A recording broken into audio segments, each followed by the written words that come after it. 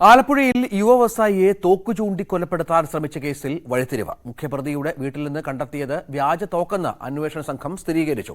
പ്രതി അനൂപ് തോക്ക് കൈക്കലാക്കിയത് എറണാകുളത്ത് നിന്നാണ്.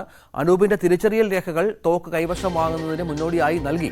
കേസിൽ ഗൂഢാലോചന നടന്നിട്ടുണ്ടെന്ന് അന്വേഷണ സംഘത്തിന്റെ വിലയിരുത്തലുണ്ട്. ശരണ്യ സ്നേഹജൻ ചേരുന്നു. ശരണ്യ, വലിയ പ്രമാദമായ ഒരു കേസാണ് ഇത്. പാർട്ടി ബന്ധങ്ങളൊക്കെയുള്ള ഒരു സംഭവമാണ്. എന്താണ് ഇപ്പോൾ ഏറ്റവും പുതുതായി പുറത്തുവരുന്ന വിവരം?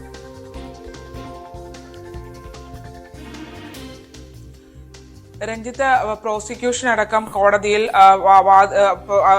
പഴി കേൾക്കേണ്ടി വന്ന അല്ലെങ്കിൽ മറ്റുള്ള ആളുകളിൽ നിന്ന് പഴി കേൾക്കേണ്ടി വന്ന ഒരു കേസാണ് കണ്ണൂരിലെ വ്യവസായിയെ തോക്കു ചൂണ്ടി മാരാരിക്കുളത്ത് വെച്ച് കൊലപ്പെടുത്താൻ ശ്രമിച്ച വധശ്രമ കേസ്. ഈ കേസിൽ ആദ്യഘട്ടം മുതൽ തന്നെ പോലീസ് ഒത്തുകളിക്കുന്നു എന്ന ആരോപണം നിലനിന്നിരുന്നു. പിന്നീട് കോടതിയിൽ ഹാജരാക്കിയ തോക്ക് അത് ഒരു എയർഗൺ ആയിരുന്നു. അത്തരത്തിലൊരു ട്വിസ്റ്റ് വരികയും ആ മുഖ്യപ്രതിയായ അനൂപിന് ജാമ്യം ലഭിക്കുകയും ചെയ്തിരുന്നു.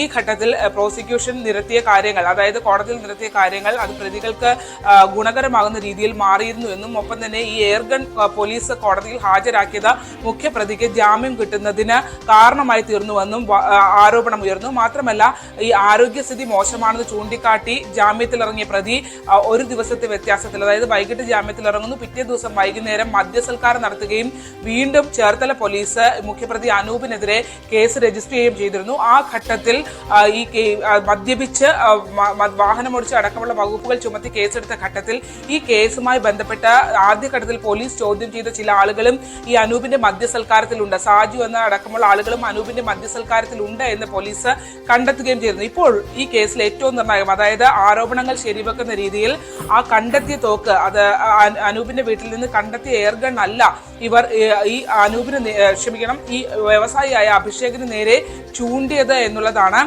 ഇപ്പോൾ പോലീസിന് ഏറെക്കുറെ സ്ഥിരീകരണമായിട്ടുള്ളത്. അതായത് എറണാകുളത്ത് നിന്നാണ് മുഖ്യപ്രതിയായ അനൂപ് ഈ തോക്ക് കൈക്കലാക്കിയത്. അത് ഈ സംഭവവുമായി, അക്രമ സംഭവവുമായി ബന്ധപ്പെട്ട് കരുതിക്കൂട്ടി തന്നെയാണ് ഈ തോക്ക് കൈക്കലാക്കിയത് എന്നുള്ള ഒരു നിഗമനത്തിലേക്കാണ് അന്വേഷണ സംഘം പോകുന്നത്.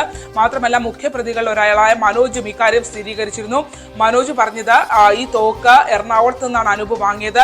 തന്റെ വാഹനത്തിലാണ് അനൂപിന്റെ വാഹനത്തിലാണ് ഈ തോക്ക് ഉണ്ടായിരുന്നത് എന്നുള്ളതാണ്. പക്ഷേ കരുതിക്കൂട്ടിയ ഒരു കൃത്യം, അതായത് ഈ വ്യവസായി എത്തുമെന്നും, അതായത് ഇവരെ പിറ്റേ ദിവസം, അതായത് വ്യവസായി തോക്ക് ചൂണ്ടുന്നതിന്റെ പിറ്റേ ദിവസം ആലപ്പുഴയിൽ വെച്ച് ആലപ്പുഴ പോലീസിന്റെ നേതൃത്വത്തിൽ ഒരു ചർച്ച ഉണ്ടായിരുന്നു. ആ ചർച്ചയ്ക്കായി വ്യവസായി എത്തുമെന്നുള്ള ബോധ്യം ഇവർക്കുണ്ടായിരുന്നു.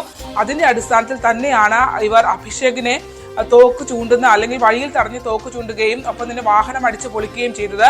അതുകൊണ്ട് തന്നെ ഇതിൽ കൃത്യമായ ഒരു ഗൂഢാലോചന, ഈ തോക്ക് ഉൾപ്പെടെ സംഘടിപ്പിക്കുന്നതിൽ കൃത്യമായ ഒരു ഗൂഢാലോചന നടന്നിട്ടുണ്ട് എന്നുള്ള കണക്കുകൂട്ടലാണ് ഇപ്പോൾ അന്വേഷണ സംഘത്തിനുള്ളത്. തോക്ക് കണ്ടെത്താനാകുമെന്നും അന്വേഷണ സംഘം കരുതുന്നുണ്ട്. പക്ഷേ അല്ലെങ്കിൽ തെളിവ് നശിപ്പിക്കൽ അടക്കമുള്ള കാര്യങ്ങളും മറ്റു ഗൂഢാലോചന അടക്കമുള്ള വകുപ്പുകളും ഇതിനകത്തേക്ക് വരും. ഈ കേസിൽ അങ്ങനെ ഒരു സാധ്യതയിലേക്ക് നീങ്ങുന്ന ഒരു ഘട്ടത്തിലാണ് ഇപ്പോൾ കേസ് എത്തി നിൽക്കുന്നത്. എന്തായാലും കോടതിയിൽ ഹാജരാക്കിയ തോക്ക് വ്യാജമാണെന്നുള്ള ഏറെക്കുറെ സ്ഥിരീകരണം അന്വേഷണ സംഘത്തിനായി കഴിഞ്ഞിരിക്കുന്നു. ശരണ്യ സ്നേഹനാണ് വിവരങ്ങൾ പങ്കുവച്ചത്.